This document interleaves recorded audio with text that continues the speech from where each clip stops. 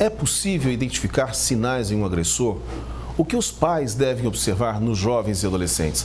Para falar sobre esse assunto, está aqui comigo no estúdio o psicólogo, nosso colunista Alexandre Brito. Muito boa tarde, seja bem-vindo, Alexandre. Boa tarde, Cacá. Boa tarde, pessoal que está em casa. Alexandre, vamos começar por essa questão dos sinais. Ontem nós recebemos aqui um major que é responsável pela área de inteligência, de cuidados mesmo, de segurança das escolas. Ele estava falando da necessidade de se trabalhar as escolas internamente, trabalhar com os professores, os alunos, os diretores e os pais. Tem sinais que podem ser dados, Alexandre, em relação a essa questão dos ataques, ou seja, sinais emitidos pelos alunos, pelos ex-alunos, quais são? Pode sim, e a gente tem visto, né, Cacá, que alguns padrões de comportamento, eles até se repetem e a gente precisa perceber esses sinais, dar atenção para eles e até mesmo, assim, evitar fazer, em bom português, vista grossa quanto a isso. Por isso que é preciso uma integração, escola e família, para lidar com esses sinais. Mas quais são esses sinais, né, que a gente pode dar atenção? Bom, o primeiro deles, o que mais aparece em geral, é que a pessoa sempre demonstra alguma agressividade, algum tipo de impaciência, intolerância, tem essas dificuldades nas relações com o outro, que aí vem o segundo sinal, que é o isolamento. Então, pode apresentar sinais de agressividade e pode apresentar sinais de isolamento. Em que sentido isolamento? Dificuldade nas relações sociais, de estar em grupos, de estar ali junto com outros colegas ou fazer novas amizades, né? E esse isolamento também se dá em casa. Pode acontecer da pessoa acabar ficando jovem, muito fechado dentro do quarto e até não ter muita participação familiar. Lembrando que isso são sinais que não necessariamente isolados, esses sinais pontualmente significam isso. Certo. A gente tem que dar essa atenção. Um outro sinal que a gente tem que dar atenção, muitas vezes é um fascínio por armas, né? Tem ali muitas pesquisas no Google.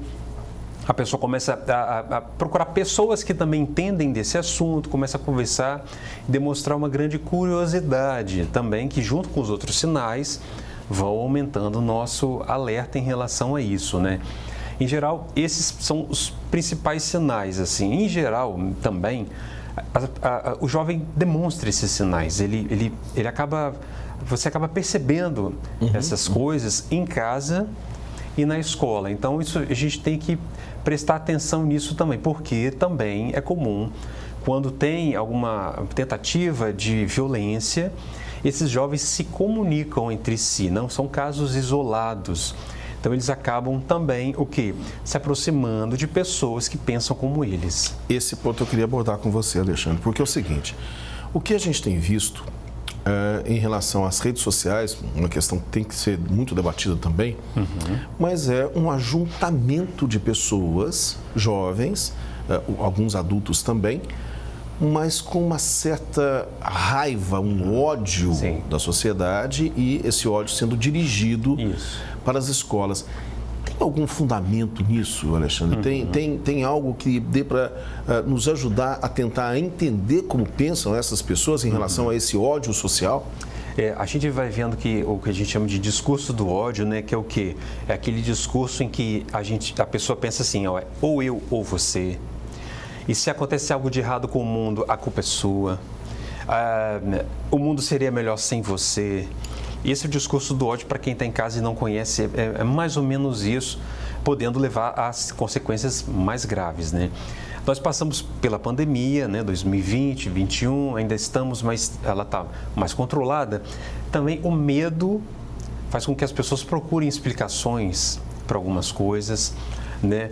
E essa explicação, muitas vezes, ela acaba promovendo, né, a partir desse medo também, até pensamentos irreais, vamos colocar assim.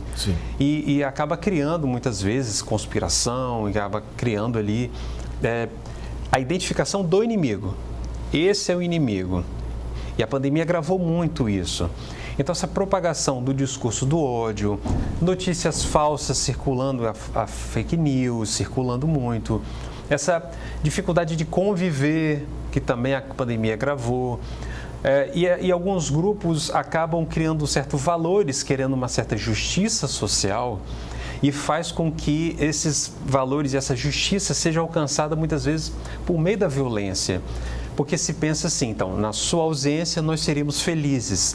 É até um pensamento infantil isso, mas ele causa danos quando são adultos envolvidos, né? Então, acaba que criando um certo grupo de pessoas, né, que se envolvem mesmo com esses pensamentos de ódio, de violência, de intolerância e de impaciência. Pessoal, a intolerância e a impaciência aqui, elas realmente são preocupantes, porque a gente não está acolhendo o outro. Igual a gente falou antes, do jovem que pode ter esses sinais, esse jovem precisa ser acolhido antes de que haja qualquer outra coisa. E não punido, vigiado, no sentido, né? Mas é falta de acolhimento, falta de respeito, falta de empatia, se colocar, né, na posição que o outro pode estar. Tudo isso, de fato, agrava muito e pode levar a essas situações de violência. Tem um ponto que é muito comum em muitos desses ataques, infelizmente, que é o bullying. Tem alguma maneira de as escolas constatarem? Eu acho que de certa forma é fácil, porque o bullying ele é visível, correto? Mas e daí como lidar com isso em relação ao grupo?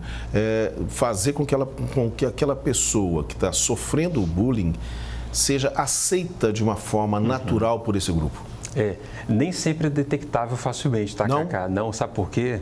Porque até os próprios adultos, e às vezes até o pai de quem está sofrendo bullying, fala assim, na minha época isso não tinha, isso é frescura, isso é coisa da cabeça de vocês, eu apanhei e estou vivo, né? Na verdade, se apanhou sobre... Mimimi, exato. E aí tem essa dificuldade de detectar o problema, porque o jovem fica com medo de falar para um adulto que não confia nele. E aí esse é o grande problema. Então, o bullying ele é um problema social, um problema de todo mundo, não só da criança que sofre ou da família que sofre o bullying. Nós temos que falar dos agressores também sobre isso, né?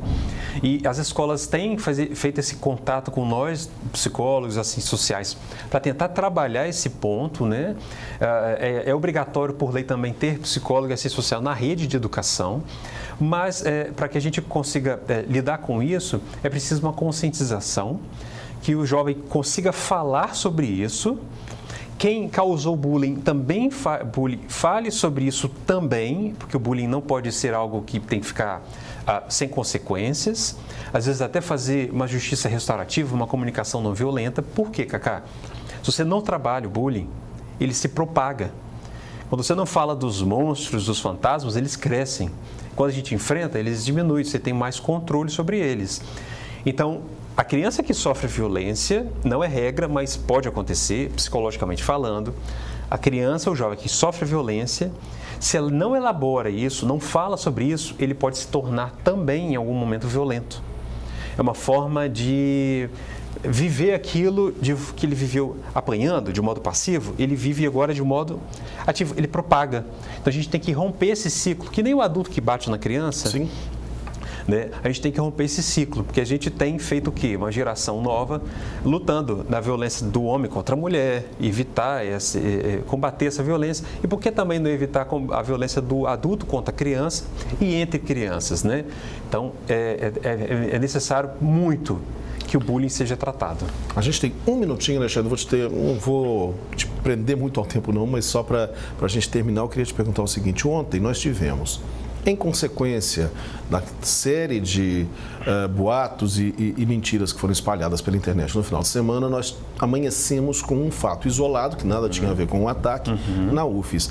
No entanto, as pessoas quase que brigavam para utilizar esse fato como se ele fosse um legitimador daquilo que tinha sido anunciado pela internet. As pessoas elas foram para as redes sociais mesmo com essa disposição. Por quê? É essa ideia mesmo de legitimar um boato, legitimar uma notícia que era sabidamente falsa? As pessoas, elas estão agindo assim nesse sentido, Alexandre? Eu sinto que perdemos referências, eu sinto que perdemos garantias, eu sinto que perdemos, assim, um pouco até mesmo da responsabilidade sobre o que a gente fala. Eu sinto que muitas vezes a gente fala como se fosse uma fala que não tivesse consequências, retornos, implicação de você do que você está falando. Eu acho que a gente perdeu um pouco isso, eu acho que o medo tem feito isso, eu acho que o discurso do ódio que a gente falou um pouco antes tem feito isso. Então as pessoas acabam fomentando, querendo acreditar em algo que não existe, né? Pensar assim, acreditar que vem algo até messiânico salvá-los, ou o contrário também, que existe algo ali de demoníaco e que as pessoas estão tentando esconder. Então, pessoal, muita cautela com propagação de fake news. Então, eu acho que esse medo, de alguma forma, em vez das pessoas pedirem ajuda, elas acabam levando o medo para o lado da raiva. Ok, muito obrigado, Alexandre. Obrigado, Cacá.